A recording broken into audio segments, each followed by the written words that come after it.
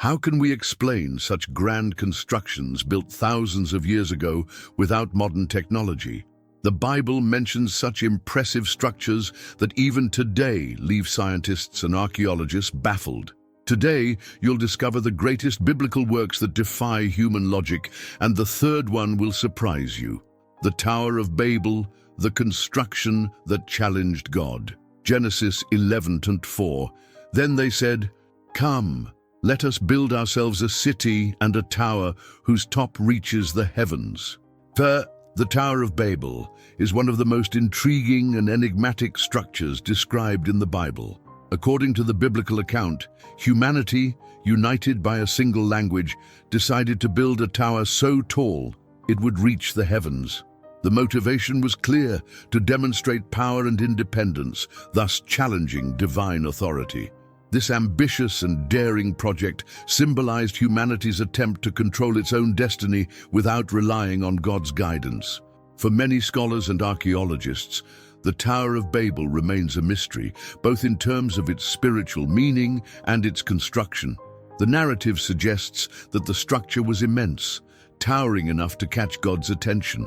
It wasn't just an architectural monument, but a symbol of human pride and the attempt to achieve the impossible.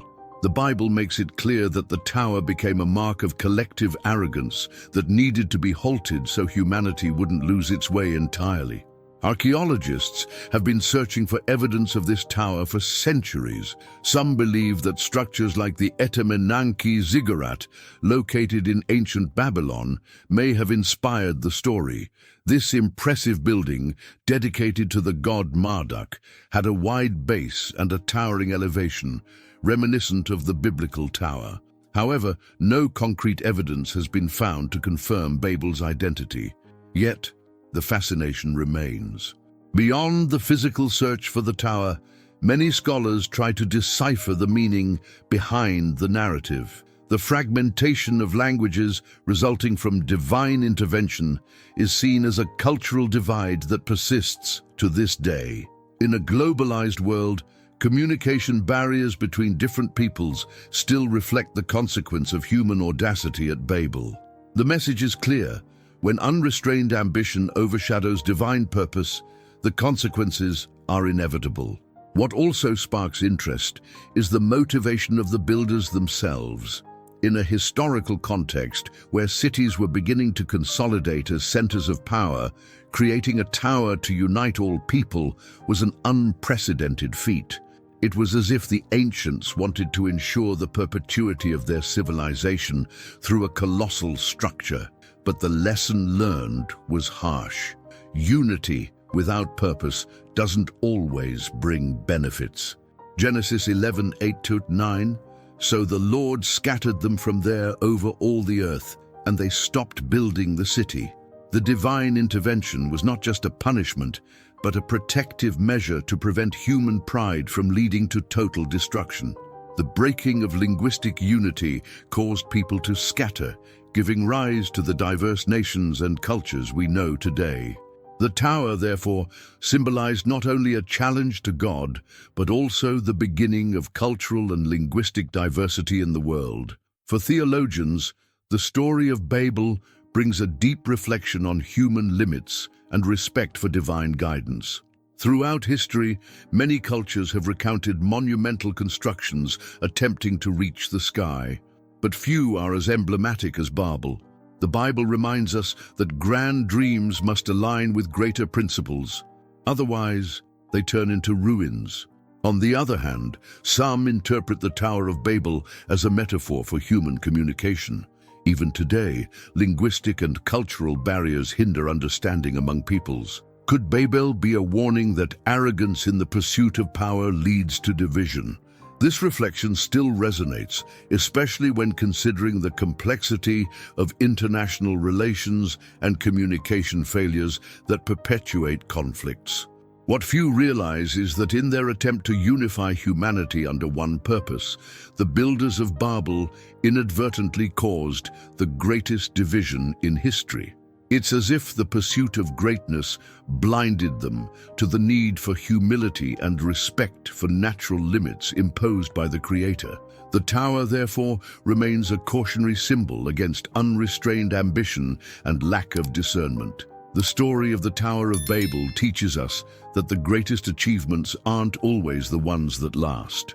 Sometimes, it is through humility and simplicity that we find the most profound purposes. The Bible shows that the path of pride leads to ruin, while the search for divine understanding points us in the right direction. Ultimately, Babel's challenge was not to reach the heavens physically, but to understand that without God, any project, no matter how grand, is doomed to fail. Solomon's Temple, the most lavish and mysterious structure, 1 Kings 6:7. The temple was constructed using finished stones cut at the quarry, so no hammer, chisel, or any iron tool was heard at the temple site while it was being built. Solomon's Temple is one of the most iconic and mysterious structures in biblical history. Described as a monumental and luxurious building, it was constructed during the reign of King Solomon, son of David. Its purpose was to be the dwelling place of God among men, a sacred space where the divine presence would manifest. However, what is most impressive is not just its beauty, but the architectural complexity that still challenges the logic and technology of its time. One of the most intriguing features of the temple is that it was built without the sound of iron tools on site. This means that all stones and materials arrived at the location ready to be assembled, an astonishing feat considering the structure's size. How did the builders achieve such precision thousands of years ago? This question continues to echo among modern archaeologists and engineers who try to imagine ancient methods of cutting and transporting such heavy blocks.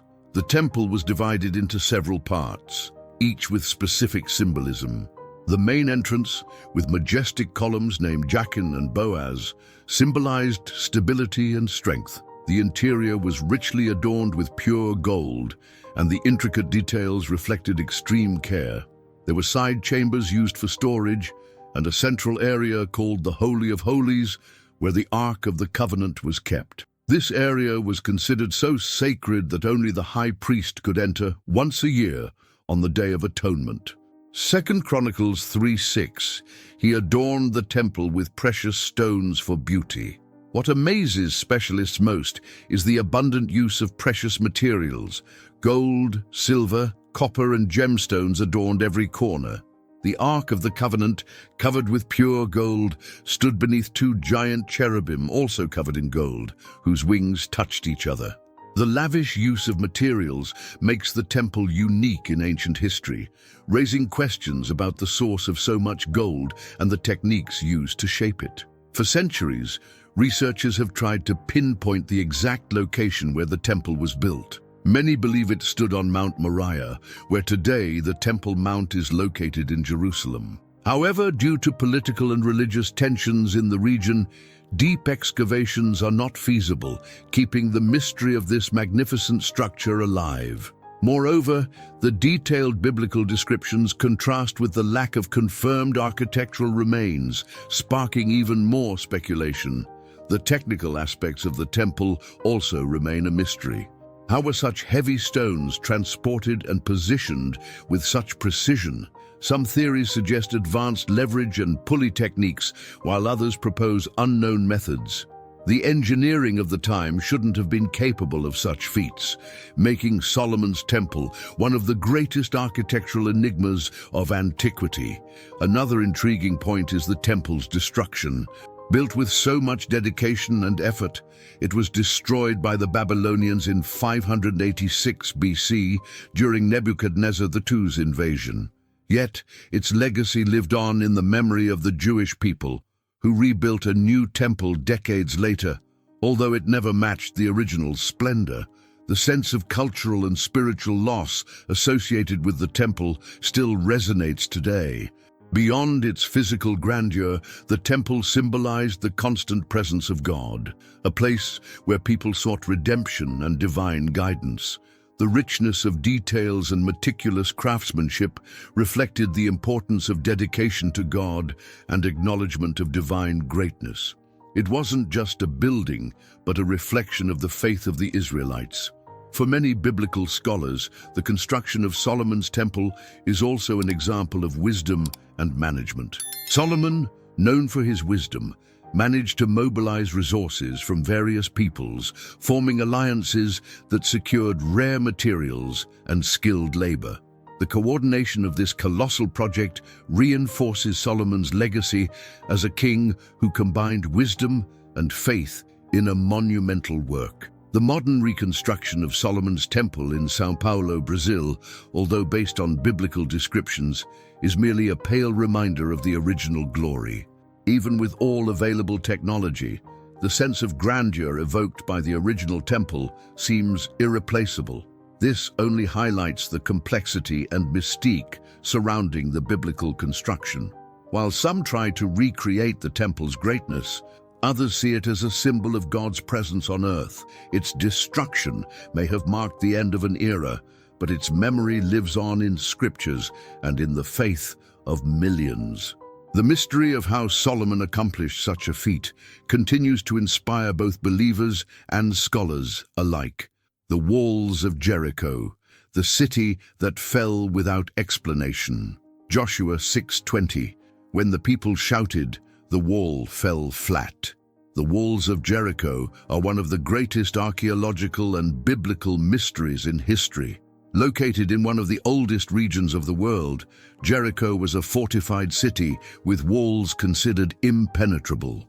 According to the Bible, the Israelites, led by Joshua, surrounded the city for 7 days, blowing trumpets and following divine instructions. On the 7th day, at the sound of the people's shout and the trumpets, the walls suddenly collapsed, allowing the city to be taken. The biblical account is so remarkable that many archaeologists have tried for centuries to find rational explanations for the event. Some suggest that the wall's collapse may have been caused by a coincidental earthquake, while others believe unknown military techniques could have been used. However, none of these theories can explain why the walls fell outward rather than inward, as would be expected in a typical demolition. The city of Jericho, located in the West Bank, has been the target of numerous archaeological excavations. In the 1950s, British archaeologist Kathleen Kenyon found evidence that the walls had indeed collapsed abruptly.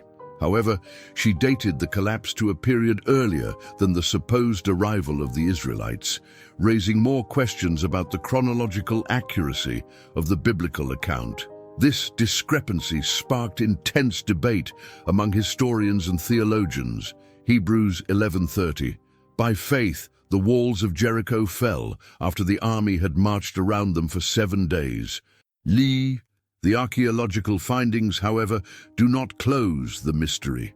More recent studies indicate that there was indeed a sudden collapse and that layers of bricks fell in an unusual way, forming a kind of ramp that made it easier for invaders to enter. This discovery supports the biblical narrative that the Israelite army entered the city right after the walls fell. Even so, the reason for the structure's collapse remains an enigma, fueling the theory of divine intervention. The fact that the walls fell outward, as if pushed from the inside, defies natural explanations. Some engineers have attempted to recreate the impact of sound waves, suggesting that the trumpet blasts could have generated a resonance strong enough to compromise the structure. However, this hypothesis is highly speculative and lacks solid scientific backing, as the materials used in the walls were primarily stones and bricks. Another intriguing aspect is the precision with which the Israelites executed the plan given by God. Marching around the city for 7 consecutive days and using specific instruments showed that faith and obedience were fundamental to the mission's success. For believers, this story clearly demonstrates that obedience to God can lead to seemingly impossible results, challenging human logic and physical limitations. Beyond the spiritual aspect, The fall of Jericho's walls symbolizes overcoming seemingly insurmountable obstacles. In various biblical passages, walls represent barriers that can only be torn down through divine intervention. In this context, the Israelites' victory was not just a military triumph, but also a spiritual one, showing that faith can overcome even the most formidable and resistant structures. Some scholars who do not believe in divine intervention often try to find explanations based on ancient siege techniques. Some suggest that the Israelites could have weakened the foundations of the walls through some form of excavation. However, this theory is unlikely, as the biblical records do not mention any prior preparation. The account clearly states that the fall was instantaneous and directly linked to an act of faith. The historical and cultural impact of this event is immense.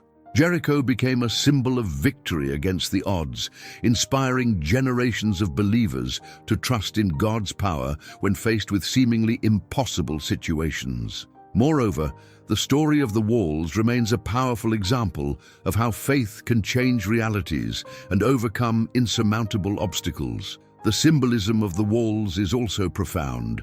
While many see them as symbols of protection and security, their collapse represents the vulnerability of what is believed to be indestructible.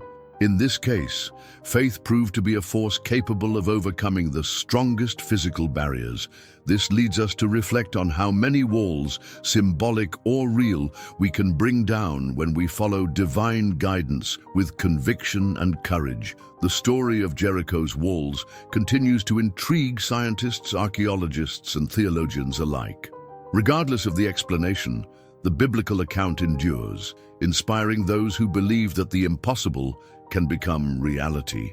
The power of the trumpets and the faith of the people of Israel have become symbols of perseverance and trust, demonstrating that even in the face of the greatest challenges, God can act in extraordinary ways. If these constructions have already impressed you, just wait for what comes next. Make sure to subscribe to the channel and hit the bell to not miss content like this. And don't forget to leave a like to help spread this message to more people. Noah's Ark, the project that survived the flood. Genesis 6:14. Make yourself an ark of gopher wood. Make rooms in the ark and cover it inside and outside with pitch. Noah's Ark is one of the most fascinating biblical constructions, intriguing both believers and scientists alike. According to the biblical account, God commanded Noah to build a massive vessel to save his family and the animals from a flood that would cover the entire earth. The description of the ark is detailed: a colossal wooden structure made of gopher wood with 3 decks and internal compartments. Additionally, the entire structure was to be coated with pitch to ensure its waterproofing. The major question that puzzles engineers and naval experts is the ark's stability.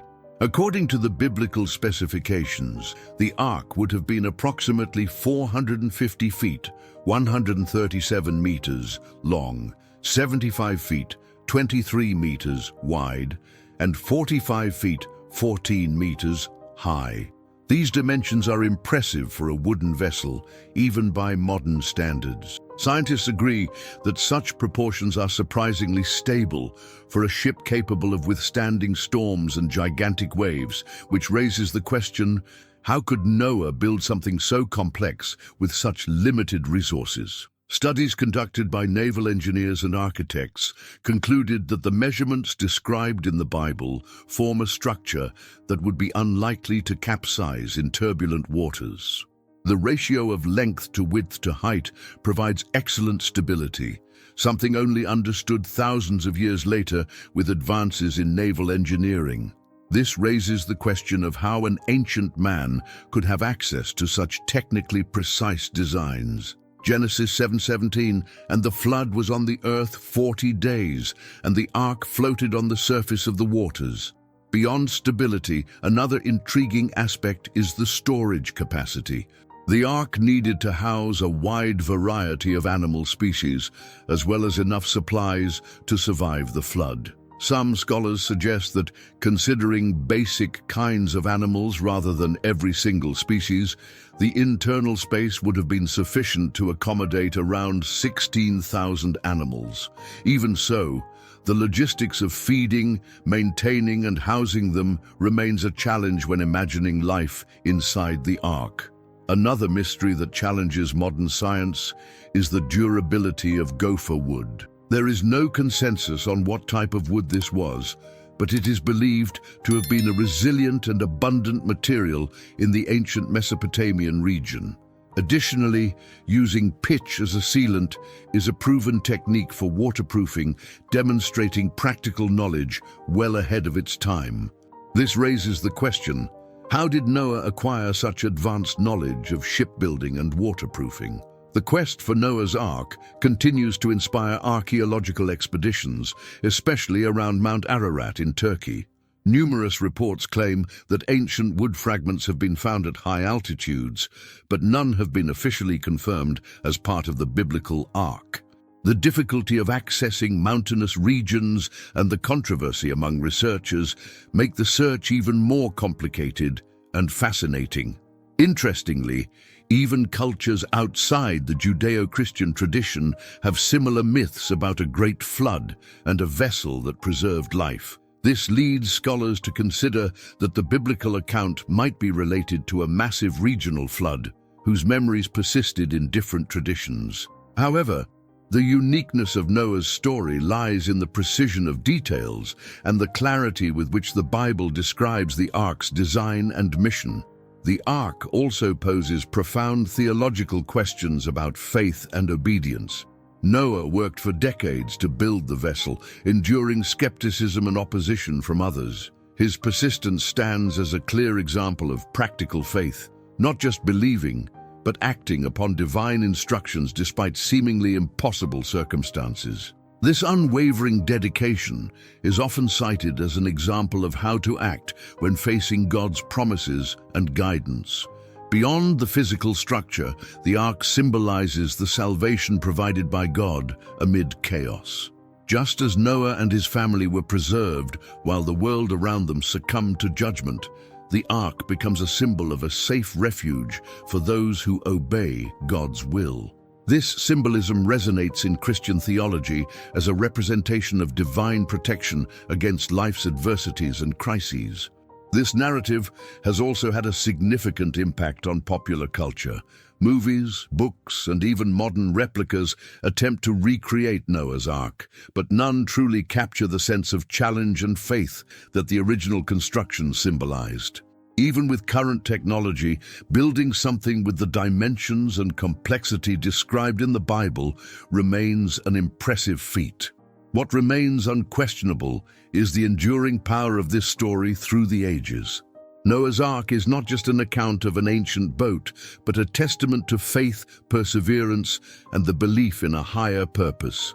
While science seeks answers to the mysteries of the Ark, faith continues to inspire those who see in this story an example of absolute trust in God's power. The city of Nineveh, gigantic walls and ancient mysteries. Nahum 3:1. Woe to the bloody city! It is all full of lies and robbery. Its victim never departs. The ancient city of Nineveh is considered one of the largest and most impressive capitals of the ancient world. Located on the banks of the Tigris River in present-day Iraq, Nineveh was the capital of the Assyrian Empire and was known for its wealth, military power, and colossal constructions. Among the city's most fascinating aspects were its gigantic walls, which, according to historical accounts, surrounded the city for about 5 miles, 12 kilometers, reaching up to 100 feet, 30 meters, in height and wide enough to accommodate 3 chariots side by side on top. Nineveh's walls were not just a display of power, but a true military fortress designed to withstand enemy attacks and protect the heart of the Assyrian Empire. The grandeur of these structures still amazes researchers today, raising questions about how an ancient civilization could build something so monumental. Some records suggest that the city had 15 main gates, each adorned with sculptures and reliefs depicting military victories and the glory of Assyrian kings. What puzzles archaeologists and historians is how the Assyrians managed to erect such extensive and robust walls at a time when technological resources were extremely limited. The logistics involved in construction, from transporting massive stones to organizing labor, challenge modern understanding. The precision in aligning the blocks and the strength of the walls indicate an advanced knowledge of engineering and architecture. Jonah 1:2. Arise, go to Nineveh, that great city, and cry out against it, for their wickedness has come up before me. The city also stands out in the biblical context. Nineveh was the setting for one of the most famous prophetic missions of the Old Testament. Jonah, sent by God to preach repentance to its inhabitants, initially fled from this responsibility, but eventually fulfilled his mission after a dramatic episode involving a great fish. The repentance of the Ninevites was a unique event, showing that even the greatest and most wicked city of the time could be touched by a message of repentance.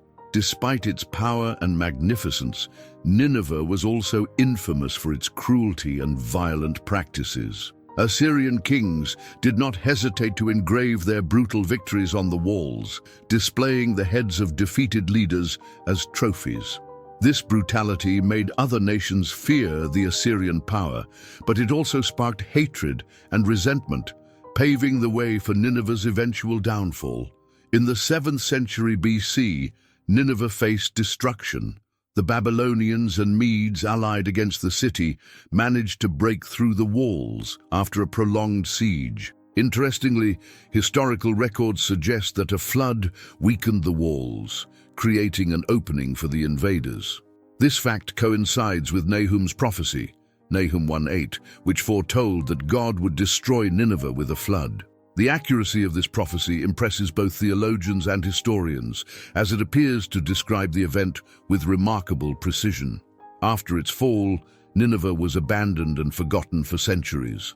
Its ruins were only rediscovered in the 19th century when European archaeologists began excavating the area. Among the most remarkable findings are palaces decorated with bas-reliefs portraying epic hunts and battles. One of the most valuable treasures discovered was the Library of Ashurbanipal, containing thousands of cuneiform tablets that revealed part of the rich Assyrian culture. The contrast between Nineveh's former glory and its complete desolation today is striking.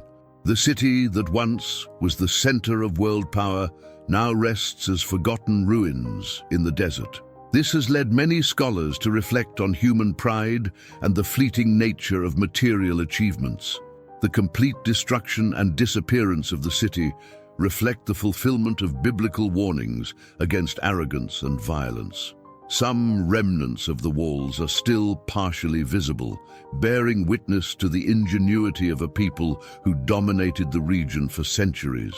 For many, these imposing structures serve as a reminder of the fragility of human empires when confronted with greater forces, whether natural or spiritual.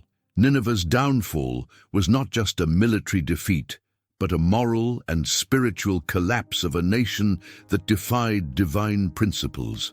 Despite extensive archaeological research, much of Nineveh remains buried, holding secrets that may never be uncovered. For Bible scholars, Nineveh remains a clear example of how pride and violence can lead to ruin. The story of this city teaches that prosperity without justice is short-lived, and that no fortress, no matter how imposing, can withstand judgment when it comes. The grandeur of Nineveh's walls, which once protected one of the world's most powerful cities, now merges with the dust of time. The city's fall continues to echo as a warning about the dangers of relying solely on human power.